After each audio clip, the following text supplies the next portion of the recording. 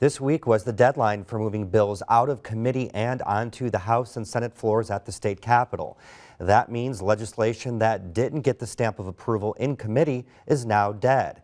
We're going to take a look now at some key measures that did make the cut and are worth keeping an eye on as we continue through the legislative session in our Week at the Statehouse segment. A bill that would ban women from having abortions because of fetal disability or gender is making its way through the Senate. Supporters of the measure say it will help curb discrimination against people with disabilities such as Down syndrome. But others say the bill's real goal is not to prevent discrimination, but chop away at a woman's right to choose. The House is considering a bill that would eliminate what's called the common wage for construction workers. That wage is like a minimum wage that must be paid for people working on public construction projects. The bill's author says he wants to get rid of that system because it inhibits competition and artificially inflates wages. He says doing so would also save state and local governments between 10 and 20% on each project. Democrats were not present for a vote Wednesday when the Religious Freedom Restoration Act passed out of committee. The bill prohibits a governmental entity from substantially burdening a person's exercise of religion. The bill's supporters say it will help safeguard religious freedoms, while opponents argue it will authorize discrimination. The committee's chairman said he stressed to the committee's members what time the hearing would begin, so he began the hearing and took a vote on the bill many of the Democrats indicated they were against. Two bills regarding alcohol are still alive. The first would let craft breweries to make more beer. Right now, they are not allowed to produce more than 30,000 barrels a year.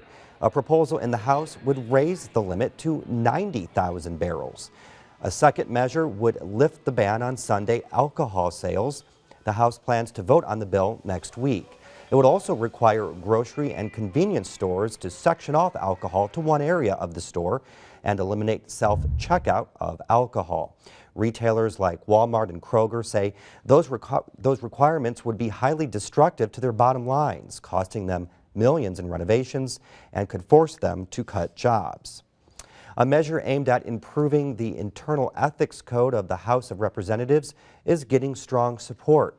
The bill would require legislators disclose more on their financial interest statements and mandate stricter reporting of relationships with lobbyists. The legislation also places tighter controls on state employees who want to go work for a company involved with the state. That measure has already passed the full House and now heads to the Senate for approval. A process known as chemical cremation would be legal in Indiana if lawmakers approve a bill that made it out of a House committee this week. Chemical cremation or alkaline hydrolysis uses chemicals to dissolve human remains in place of traditional burial or cremation. Legalizing the process would particularly benefit one factory in Indiana that manufactures machines used in the cremation. Alkaline hydrolysis is still relatively new from a legal standpoint, though. It's legal in 11 states.